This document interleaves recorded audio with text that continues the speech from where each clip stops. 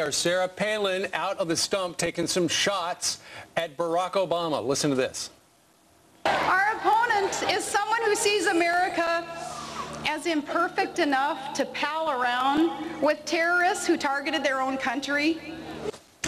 And, of course, that was Governor Palin over the weekend calling attention to Obama's ties to a 60s radical terrorist by the name of Bill Ayers, part of the weather underground that wanted to blow up the U.S. Capitol and the Pentagon, among other things. So it's a crazy weekend. Obama spokesperson Robert Gibbs joins us again from Asheville, North Carolina. Robert, were you surprised to hear that coming from the vice presidential candidate? Look, I was a little bit surprised because I think obviously people right now care about the economy, about energy, about health care.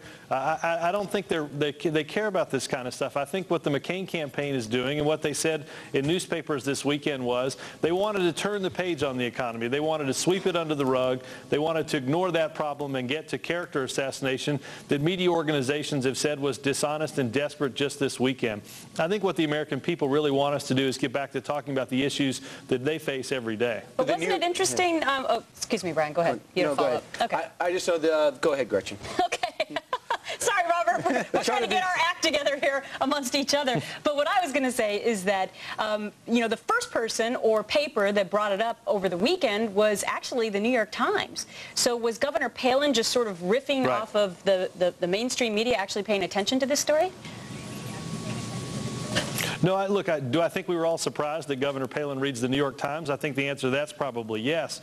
But if you actually do read the article, which apparently she didn't do, it says that these two men weren't close. This man isn't involved in our campaign. Bill Ayers is somebody that Barack Obama said his actions were despicable, and these happened when Barack Obama was 8 years old. But what was also in the newspapers, again, was that the McCain campaign said they wanted to turn the page on the economy. Now, millions of middle-class struggling families in this country, they can't turn the page on this economy. They want to hold on to their job and hold on to their house. But the McCain campaign, rather than talking about those type of solutions, would rather talk about smear campaigns. We think it's despicable. We think it's dishonest, and we don't think it'll work. Well, let me ask you about this, Robert.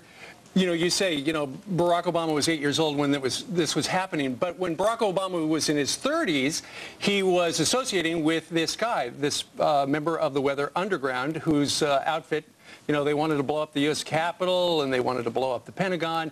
And in fact, there was a terrible explosion here in New York City where a couple of the terrorists were actually killed. They were building a nail bomb that they planned to take over to Fort Dix in New Jersey and unleash on a military dance. So a lot of people are kind of curious what Barack Obama's connection to Bill Ayers is, given that they did work together on the Woods Trust, also the Chicago Annenberg Challenge as well. So, I mean, they've got a relationship for years. Right.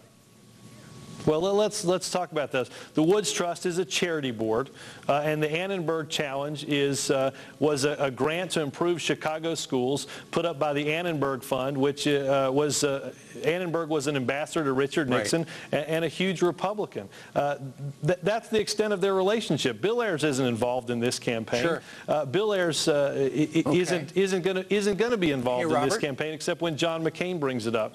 Yes, sir. Robert, you were talking about these two organizations. A lot of the minutes of the meetings between Barack Obama and the balance of the board and Bill Ayers as well, a lot of these minutes have been locked up. And I think a bunch of them are, the repository is the Richard Daley Library at the University of Illinois at Chicago.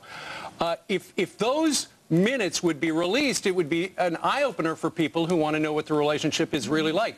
Is there any possibility that the senator would call on the minutes to actually be released?